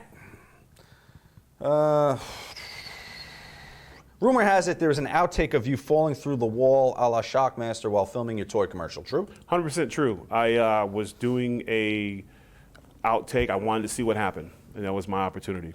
So I watched the video about 30 times trying to see how he went through the wall, and I figured out what happened. And I believe that, I don't know if they used it, but I was doing almost like a Cold Case Files episode of what really happened. Was it the board? Reenactment. Yes, I did a reenactment. Come to find out, Shockmaster made a mistake. He went with his arms first. So his weight carried him. But there's no way to go. Your body automatically will fall. There's just no, because you don't know where you can't see where you're going. So when you go through with your hands in the wall, you just have this, and you just go. And I was like, that's how it happened. It wasn't his feet. Because when I kicked with my feet, as I went through with my foot like that, boom, the wall, and I came out like this. So I was like, I solved the mystery. So it wasn't Crockett with the board. He went head first. Jack Rains, what was it like doing voiceover work for the WWE Scooby-Doo movie? Oh, it was awesome. It was a lot of fun. Santino was amazing, man. That cat, he could do his sound effects and stuff. Like, he owned the room. And it was hard for me not to stop laughing working with him. Like, he's just out of his mind. Game Changer. What the fuck was up with your hair at the Scooby-Doo DVD premiere? You never seen braids before, bro? My mohawk was getting boring, so I braided it up. And I was working on a movie at the time. Nick Gator, did you enjoy filming No One Lives? How did WWE approach you to work on the film? John Laurinaitis approached me. He said, hey, there's this film project. And I was like, yeah, I'll do it. He's like, I didn't even tell you what it was yet. And I was like, I'll do it. I don't care. And he's like, okay, cool. And so he brought the opportunity to me. And I enjoyed it. And it was like the whole process, like seeing myself in the big screen was really cool. It was like a bucket list thing, and I was at the Toronto Film Festival, and I went to the premiere in Tampa, and I saw it again somewhere else. Flew out somewhere else to see it. But the whole process was fun, and it was cool. And I didn't really think I was going to be one of those type of guys that get opportunities like that. So, and it actually served me well with life after the WWE, because the credits from doing that film and doing a couple other things has got me opportunities for some SAG stuff that I got coming up. So Good. All around, it was a good process.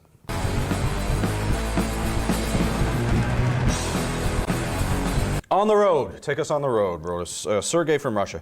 While you've traveled with WWE, how often did you have an opportunity to see the sights of the countries you visited? Tell us your favorite ones. It really depended on who I was traveling with. Heath Slater wants to see everything. Santino and Sandow was probably like, it was like driving with a married couple that argued all the time.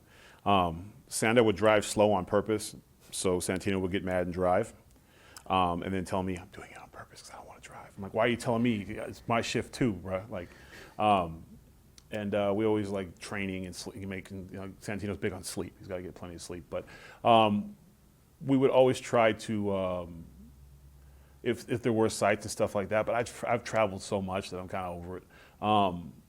But our thing was like, I always want to do movies when I'm on the road. Like, that's how I killed my time. I went to different movie theaters and stuff like that. Like, dinner theaters were like big things, and like finding, one night, Santino and I found like an old school theater in Ohio. It was pretty cool. It was like something from the 60s and stuff like that. And we saw a James Bond movie. So we do as best we can, like natural stuff.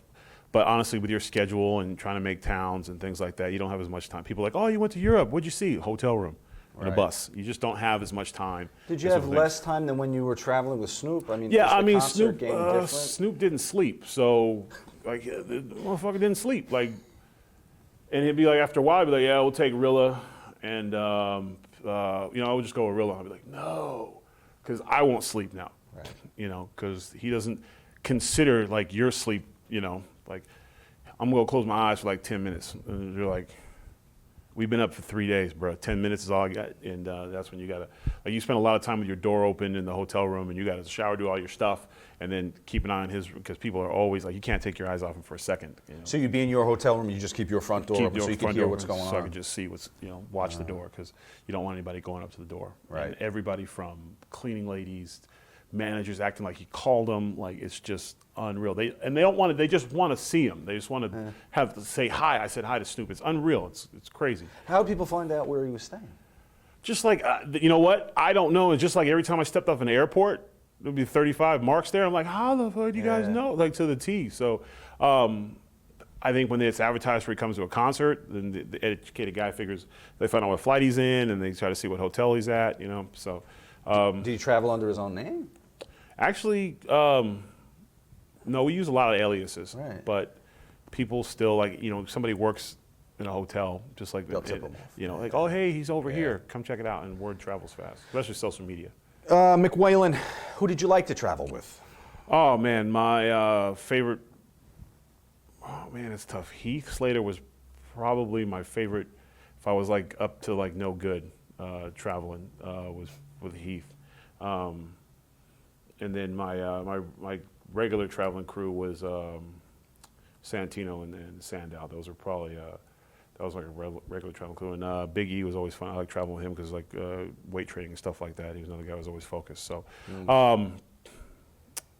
Heath is just fun because he's just so out of there. He's just out there with his thoughts, and he's the world's worst DJ, man. Every song he plays has a story. Man, this song makes me think of my grandmother, and you're like, bruh, play the fucking song. We got a 5-hour drive, and he'll just keep talking about it. And like, oh man, you got that one song about the girl? I'm like, I need more. Like, which one is that? No, not that one. The one, the one I like. I'm like, you like them all. And like, this will be like the entire car ride. And I'll be like, just play the song. Like, and McWhalen, favorite places to eat on the road? Well, honestly, man, it seemed like Waffle House seemed to be like the place because you get egg whites there. That's the standard answer we get. I guess because they're all over the place. Like And mom and pop places, you know, when you find like a big Applebee's guy, actually, you know, Applebee's and Chili's seem to be a regular too.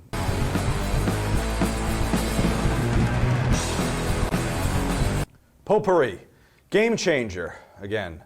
How come your Wikipedia one day claimed you were 33 and then the next day it said 43?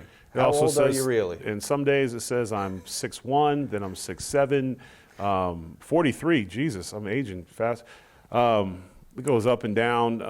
It once said, I think it depends on the guy's mood, because we could get on there right now and say I was 75 if you wanted to. Right. It's Wikipedia. Yeah, that's... Quit reading Wikipedia. Like, I don't even know who condones that stuff. Flo from Stuttgart, the aforementioned Stuttgart, Germany. I've had this discussion with friends many times, but we never seem to come to a conclusion. Just what ethnicity are you exactly? Not that it matters, it's just something I've always wondered. Light skin, bro. Black and Swedish. Salvatore M. Is there any white superstar on the WWE roster that gets a ghetto pass from you and is allowed to say to you something of the affected, "What's up, my nigga"? Don't kayfabe us. We all know that version of the N-word is still used as a friendly colloquialism in real life. Gets a ghetto pass. That's actually a great question, because you know what? Several times Santino's asked me for a pass, and I've told him no, a million times. I lost my phone in Toronto, and I left it on the plane. And they said, we got to mail it to you in like 3 days. I was like, no. And Santino lives in Toronto. So I said, would you please get my phone? And he was flying to Tampa that night. And he's like, yeah, sure. They called me back. He's like, I'm going to need something, though. And I was like, what? I'll pick you up at the airport or something. He's like, no. I want a pass. I was like, a pass for? No, you're not getting a damn pass. Just get my phone. He's like, if you want your phone, I get a pass. And I was like, how many passes do you want? He's like, I want 3. I'm like, all right, man. He's like, but you can't tell anybody. We have to let them think that I'm just allowed to say that to you. So I needed my damn phone. Sorry, brothers. I needed my phone. So I gave him the pass. And did he use all 3? He abused the hell out of it. But Heath Slater is another guy. He doesn't use it, but he's just a brother, man. He's just like he gets a pass. But then I'm trying to think. It's funny because that's always a big thing, and because I'm light skinned, it seems like it's worse with me. Like I'm always seem to be always in the middle of that argument. Like I'm always in that argument with everybody, and that's something you joke around with your closest friends. But I'll never forget that he blackmailed me for my phone to use to get the pass. That's phenomenal. McWellen, what are your favorite movies and TV shows that you love to enjoy? God, so many of them. I'm a big series guy. Game of Thrones, a big fan of. Boardwalk Empire. Movies is like the classics, man. Although big Godzilla guy, but huge like Blazing Saddles, The Crow. You know, like Godfather is like my favorite, especially when you watch it with someone who's never seen it before. You know, and always trying to explain to them, like, you got to watch Godfather, and you got to watch it 3 or 4 times before you watch Godfather 2, and this and that. So I'm a big classics fan. Like a movie, I don't think I miss a movie. Like I'll see them all. They really shit the bed with Godfather 3. It didn't happen. It just never happened. That's a good way to treat it. 1 and 2. It's just like this isn't Dumb and Number 3 coming up. It's Dumb and Number 2. It just, gotcha. These things happen.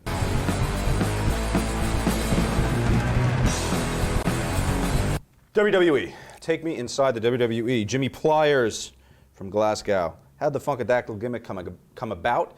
Did you get caught by the hierarchy dancing in a club with a few birds, or did you screw up the Macarena at Titan Tower Christmas party? All the best, big man.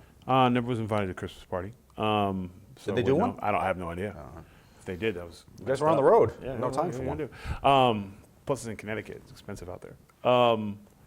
The Funkadactyls, when I came up with me and my trainer, Rob McIntyre at Hard Knock South, we came up with the Funkasaurus while we were lifting weights, like trying to think of different gimmick names. Because originally, the original name was Heavy G, and I was like, not a chance in hell. Like that's what you came up with. Heavy D actually died a week before that. I was like, there's no, like, hell no. So we came up with that, and then when the gimmick was originally like started being put together, I'm like, I need help, and I knew that, especially with dancing and stuff like that, being a part of it, and my personal relationship with Naomi was like, I knew that she had been a dancer for the Orlando Magic and her athleticism, so I went to her and I was like, I got this new character thing going on, and her and I were actually working on something else, and that one, they ended up going in different, they didn't like it, but so like with this, you know, we're gonna be dancing and stuff like that, and I really use your help, and myself, I wanted to be different because I didn't want it to be like manager thing, because then she would be stuck in that role opposed to being actually compete. So then I was like, if we had two, and then there was like Cameron, and I think Alicia Fox's sister was still there. It was like looking for a second girl, and like they were already doing a gimmick together down there. They were working together down there on something. So it just kind of like came, and Dusty kind of brought us together and went through a couple of rehearsals, and we were playing around with stuff. And I remember me and Dusty were dancing around to just trying to get the feel and have fun with it. And then the girls just kind of came together. But I had asked for it, and I had went to her, and honestly, I felt and still feel like she was already ready to do her own thing at that point. Her being a Funkadactyl was really a step back for her in terms of like just in the beginning. But what she's done with it, you know, she's taken it, and you know, and she's made it something else. You don't ever say it's Brodus Clay, it's her. Like, you know what I'm saying? She's made it her own. So you know, it went to Funkadactyls, and then the names they had for them. I didn't want Funkets. I didn't want hoes. I wanted something that little girls would want to be a part of. You know, the cheerleaders, the role models, because the Funkasaurus, little boys wanted to, I mean, we're going to do a kid thing. You know, JYD was the, you know, that thing where we brought kids back and families back into the entertainment, and that interaction that I always remember Thump, and I always remembered when he came out, and I didn't even know that Another One Bites the Dust wasn't his music, you know, like, but that part of it was like, it had its place in the card, and it had kind of lost, it kind of disappeared. And that opening match, you want everybody up and exciting and having fun, and so it was a great opportunity. And because of my understanding of the history of the business, there was, when I first heard, I was like, man, there's an opportunity to be like JYD or like Dusty when he was, you know, in his time in the WWE, when he was wearing the yellow polka dots and stuff. Because, but you remember that because it was just, you know, it has nothing to do with his body of his work, you know, in terms of like his Hall of Fame stuff, but entertainment-wise. Coco Beware would be another one. You know, with the bird and the dancing, but that's part of our business, it's part of our history. So she was a big help with that. You know, we just kind of put it together. Nick Gator, did WWE ever pitch the idea that Terry and Dory might also be from Planet Funk and be relatives of yours? Actually, Dory walked up to me and he's like, Funkasaurus, huh? I'm like, yeah, I needed the money. And he was like, I was the original Funkasaurus. I'm like, I'm not mad at you. No arguments. No arguments there. I'm not arguing with a funk. Gita the cat. All right, I'm kind of nervous here. My name is This Gita is bad. the cat. I'm a bad boy who doesn't This listen. is really Anyway, bad. my question is for Brodus. This is Brodus, really how does it bad. I feel just saw when you Banecat get 1 and 2. This is Ernest not. the cat Miller's Oh, theme song clever. rather than getting your own song? Clever. Follow-up question. Don't you think it was slightly racist? The cat thing, yes. Cats Poor cat. everywhere are offended. Being bribed with food. Ernest's old theme song. Originally, the first song, like we were looking for different music to come out to, and again, these things are chosen for you, and then you make it happen. The ones that Naomi picked, I could not catch a beat to save my life to. It was like that fast Miami type stuff, and I was like, who's gonna dance to this? Like, not me. I need something that like you can have some fun with. And they played that song, and it hadn't been done in a long time. Like at first when I heard it, I was like, hey, well, that was Ernest. But Ernest, like, I always remember his work, honestly, from WCW. Like, WWE, like, I don't, you know, like, his time there was kind of short, and like the Somebody Call My Mama thing, it wasn't very long. But the fact that they remember him from that song is always a good thing. And actually, I got to spend some time with him at my first WrestleMania, so in Atlanta. And we went to work out, we had dinner and stuff. He was a really good guy. So they picked that song, and the WWE recycles stuff quite a bit, you know. And it was just such a catchy. I think they were actually looking for a different song, but that's just the one they played at the debut. But people caught it, and you know, they kind of went for it. And for me, being like I don't like have parents and stuff, so it's like ironic, you know, somebody called my mom, which I always kind of giggled at. I was like, and you know, I saw an interview, like for him, it was something that like he actually had collaborated on putting the song together. And honestly, for us, it was just a really good song that the kids could dance to, and that's what we're really looking for. VIP dog or VIP dog?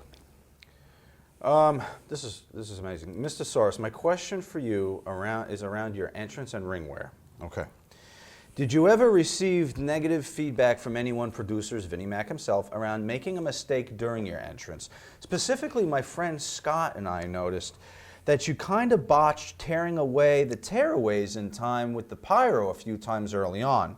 Eventually, you stopped wearing the pants. Was this related to the mistake? I never stopped wearing the pants. Were you nervous about the entrance? Who came up with the funky claws? I picture Vince thinking of that and telling people who have to hold their laughter while he shows them. Who came up with the idea of the Funkadactyls touching their butts together and slowly rising up together? You watched us way too closely. The ropes. Again, I'm thinking Vince. Thanks for the entertainment and for saving my interest in wrestling, at least for a while. Well, all right. Thank you. But timing of the pants, ever have some issues with that? Yeah, button snaps are always tough. Things are going to happen. The beautiful thing about the Funkasaurus was he was never going to be accused of being a flawless dancer. So there was going to be stuff, and I always laughed it off. Did I ever get negative feedback? Absolutely. And it would be from guys that you would just, you know, Road Dogg was pivotal in terms of like helping me with, you know, like stuff, charisma stuff, and you know, because he's always had so much. I think Double A probably was the one. He liked the girls. He liked the girls' dance, and you know, that's something that they put together. I had no parts of that. What about the claws? The claws. Well, I'm gonna be honest with you, man. I stole it from Teen Wolf. Michael J. was where it came from. So I just wanted something different, something easy, something that kids could do, and like I was just feeling the music, and it kind of worked. And that part of it kind of took off, and then when the T-shirt came out, everybody got behind it. So it was just like a lot of different things. What was it? He had like 12 questions. There was a lot. I gave you the important stuff. Yeah. Coconut Crusher. As the Funkasaurus, you started with a very unique, very impressive, and very awesome running crossbody finish move. Why'd you change it to a very traditional, very simple, and not as awesome running splash finisher just a few weeks later? I think they didn't like it. I think the boss didn't like it. I still broke it out, and then eventually I ended up. Really wasn't the finisher so much as the comeback that was like beat him up, the T-bone and the stuff like that. Then it ended up coming off the second once they changed it up. But at the time, the splash hadn't been used in a while, and they just wanted something to call your mama and run and hit the splash was a little more difficult. And so it was just a change, and I just thought, why reinvent the wheel? Less is more, and let's just be simple. So you were asked to. I did it. I started doing something. My splash was different than a lot of guys landed on the knee. I always slapped the mat when I hit the splash, so it just looked nasty. I always landed on my hands with the splash, so it looked more impressive. It looked devastating. So they're like, we like that. Opposed to the high crossbody look good, but when you're slapping the mat, people are really thinking you're killing the guy. So that's just how it went, and I was like, okay, whatever works. Right. And honestly, I got a better reaction slapping the mat opposed to the high crossbody. Byron asks, how pissed were you that your 8-person tag match at WrestleMania 29 got canned and moved to the night after on Raw? Just like the 10-man tag at WrestleMania 10, as discussed on Bob Holly's YouShoot DVD, which leads to Adrian Clausen's question. In his YouShoot DVD, Bob Holly said he got paid for WrestleMania 10, despite the fact that his match was pulled from the pay-per-view. Did you at least get paid? Okay. How'd you feel that it got pulled, and did you get paid? I was devastated.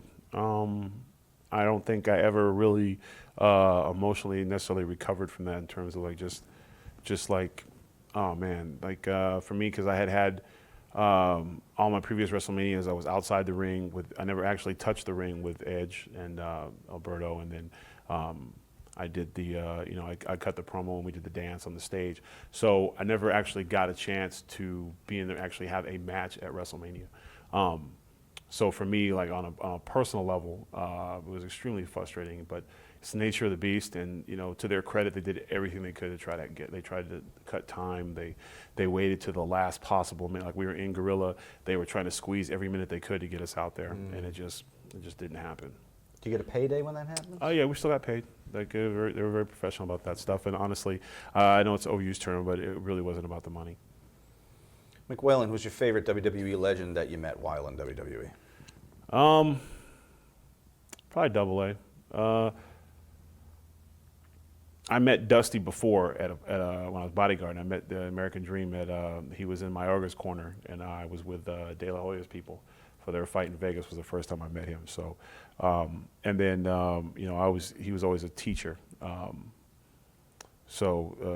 in terms of like legend of somebody that who was exactly who I thought he was, AA. Mm-hmm. A video from Morgan. Oh boy. Yeah, we haven't done well on the videos. Hopefully we're... And we continue to back away from the Zoom. Back away from the Zoom. What your favorite memories were from teaming with Tensai in terms of funk. Thank you. Favorite Tensai memory? The shovel. The shovel. His commitment to dance was amazing. He was like, brah, we got to try this, and what do we do this? And he couldn't do this because his arms, they're so, we got to, I'm like, you trying to do that, this is great. But even his shovel was, but he was professional all the time. And no matter what was thrown at him, he always handled it like a pro. And I learned a lot from him in terms of that. Like the big thing was about, you do the work and you support your family. You don't worry about the other stuff. When they ask you to do something, you do it. And you do it to the best of your ability. And so in terms of that, like we joked around a lot and things like, but when it came to like doing the work, I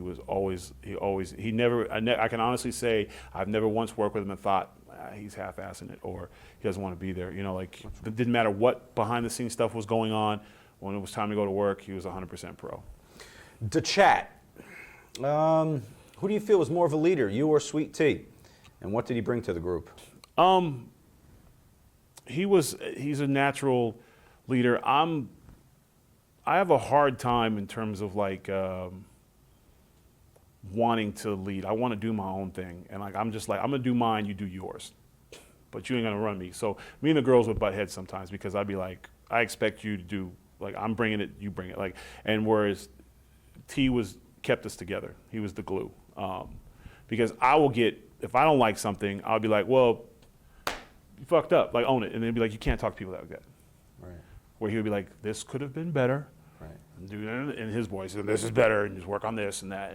And he was very good about things like that. He had a certain tact, and that's why as a trainer now you'll see like guys improvement, things like that. He's just very tactful and he's very diplomatic and things like that. Game changer. What happened at the Survivor Series 2012 when you tried to suplex Lord Tensai? Is that why you were the only member eliminated from the team? Yeah, well, no one's going to survive when Tensai counters your T-bone. So I got him up, and as I brought him down, he came down, and then he hit his finish on me. He got me, and actually, I've never beat him. Like, yeah, even if damn, yeah. Well, shit. He just countered me, and because I've T-boned him before. I T-boned him on Monday Night Raw before. So before Show came down and knocked us out. So knocked him out first. So DQ, he beat me again. God damn, yeah, he always beat me. There's another run in this somewhere. Yeah. The chat. No, who would you rather if somebody have kept... beats me 4 times, I'm gonna leave him alone. Yeah. Yeah, I'm cool. Who would you rather kept as a partner, T or Hornswoggle? T. Hornswoggle's a terrible human being. Ashley from Connecticut. My name is Ashley, and you're my favorite wrestler. Thank you. I was really sad to see that you were released from WWE. My question for you is, what do you think of your heel turn? How was it handled? Well, obviously, if it was done better, I'd probably still be there. It's just one of those things where I don't think anyone really knew what to do. I know that I was trying to do whatever I was given the best of my ability. I just think it was very confusing for the fans in terms of like, first it was with Xavier, then it was with Truth, then it was with T, then it was Truth, T, and there were moments that I felt like okay, it's on, and I think that they kind of felt that way too at some point, and then something happened, they just didn't feel that way anymore, and I never really, and then I was just frustrated to the point where I'm not going to ask anymore, you know, right. So once both sides really stopped talking, it's only a matter of time, so I wish I'd have been more vocal maybe and not been so prideful, I guess you could say, but it's just one of those things where you look back on it and I just didn't understand why, and there's other things that were happening that were kind of taken, well, if I'm doing this now, but this is happening on the same thing over there, like, how does this even matter? You know, like, where is this going? Like, and it was very unclear. So I think maybe, and I'm just speculating, that they just didn't know the plan, and we started to get something going, like in terms of a story, and people were getting behind it, and then all of a sudden it just, the powers that be or the creative staff just didn't feel that the people cared about it. So there's nothing you can do. Sometimes you can't change. And when you're not talking to people, it's hard to change thoughts when you're just like, well, you don't want to talk to me, I want to talk to you. So, and that's not necessarily a good attitude to have in terms of like, and it wasn't any particular argument or anything like that, just my frustration was one of, I stopped asking questions because I was first like, well, I don't understand what's going on, you know, and probably that would have been a good time to ask those questions. But what would you have gotten back, do you think? Whether I would have liked it or not, you know, because I did get good feedback in terms of like promos and things like that. And if they said, that was the thing was like, I always got feedback from the work I did. I just, in terms of like what's going on, I think it was just very unclear. Gotcha. Jack Worrell from England. Toward the end of your run, you got a bit of a tan. Did WWE tell you to look blacker? What the hell? I went to Jamaica. That's what happens when you're black, you get a tan. How'd that phone call work? Morning, Brodus. Hey, boss. Hey, what are you doing? Sitting around the house. Hey, is the sun out by any chance? Yeah, why? We need you to get blacker by 3 o'clock. Can you do that for me? I'm on it, boss. I'm going to put butter on. I'll be right there. What the hell kind of question is that?